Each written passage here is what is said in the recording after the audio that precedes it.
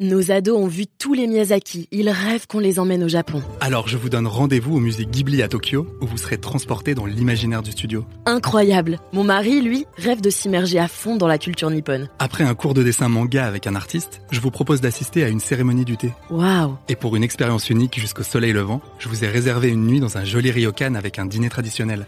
Je nous y vois déjà. Avec Marco Vasco, ne rêvez plus, vivez votre voyage l'esprit libre. Au rendez-vous sur marcovasco.fr pour imaginer votre prochain voyage sur mesure. Les podcasts du Figaro. Pierre de Coubertin voulait séparer le sport et la politique. Or, s'il y a bien des Jeux Olympiques qui n'ont pas respecté cette promesse, ce sont ceux de Berlin en 1936.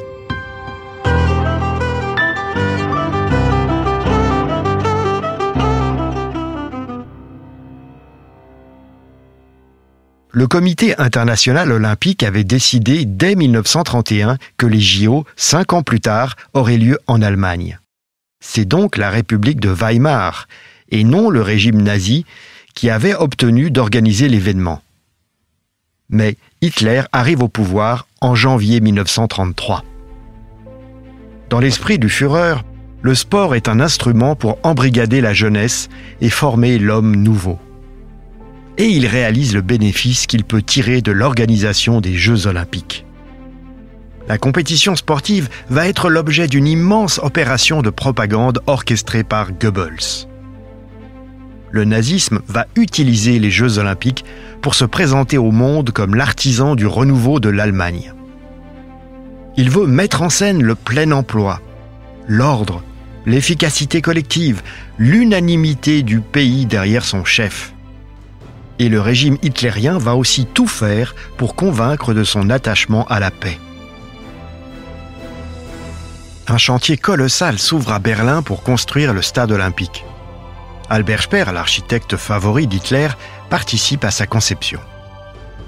À l'époque, la persécution des opposants et des Juifs en Allemagne est connue. Dans plusieurs pays, des interrogations morales apparaissent. Des appels au boycott sont lancés, en France ou aux États-Unis par exemple. Pourtant, ils ont peu d'écho. Des protestataires préparent bien des contre-Jeux olympiques à Barcelone, mais la guerre civile éclatera bientôt en Espagne et stoppera le projet. Du reste, Coubertin lui-même, qui ne préside plus le CIO, sollicité par les autorités allemandes, apporte la caution de son prestige aux Jeux olympiques de Berlin. Et l'été 1936 arrive. Le régime nazi accueille le monde et s'emploie à faire sur les visiteurs une excellente impression. Partout, les étrangers sont accueillis avec politesse et empressement. Les manifestations extérieures de la politique antisémite ont été effacées le temps des Jeux. Les spectateurs viennent aussi de toute l'Allemagne. Et du côté des sportifs, près de 50 équipes nationales ont répondu à l'appel. Le seul absent est l'Union soviétique. Mais à l'époque, le régime des soviets ne participe jamais aux Jeux olympiques. La cérémonie d'ouverture a lieu le 1er août 1936 devant 100 000 spectateurs. Le drapeau olympique flotte à côté de celui à croix gammée. Hitler préside, flanqué des dirigeants du CIO. Le Zeppelin Hindenburg, un dirigeable fameux, évolue dans le ciel au-dessus de la foule.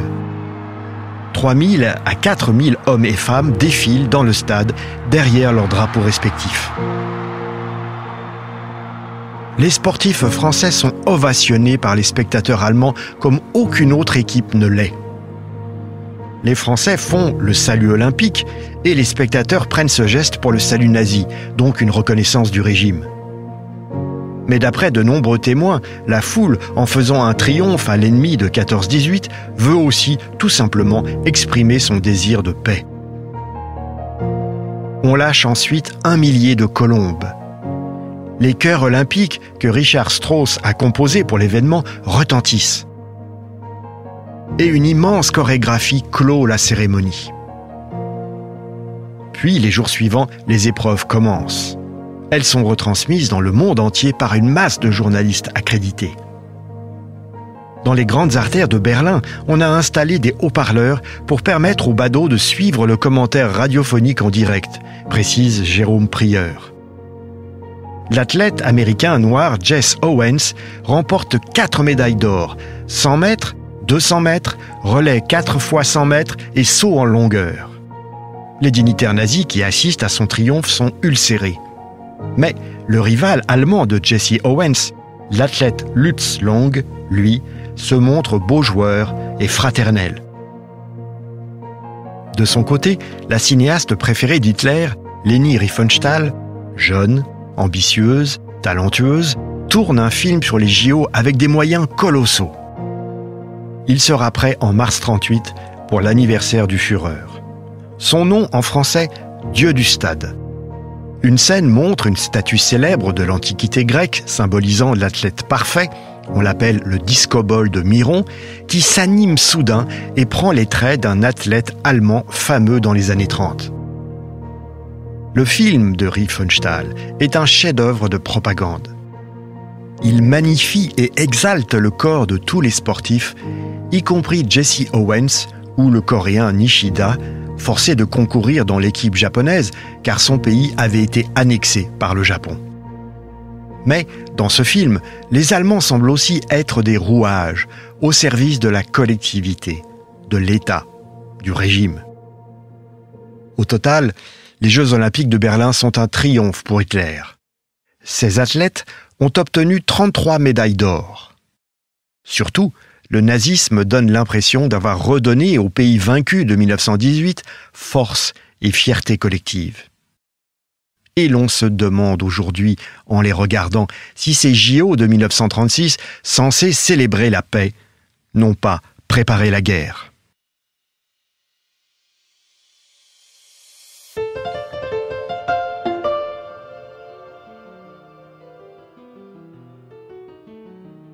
Merci d'avoir écouté ce podcast.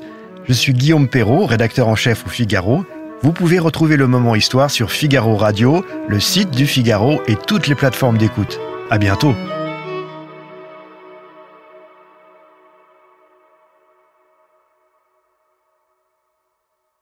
Nos ados ont vu tous les Miyazaki. Ils rêvent qu'on les emmène au Japon. Alors je vous donne rendez-vous au musée Ghibli à Tokyo, où vous serez transporté dans l'imaginaire du studio. Incroyable. Mon mari, lui, rêve de s'immerger à fond dans la culture nippone. Après un cours de dessin manga avec un artiste, je vous propose d'assister à une cérémonie du thé. Waouh. Et pour une expérience unique jusqu'au soleil levant, je vous ai réservé une nuit dans un joli ryokan avec un dîner traditionnel.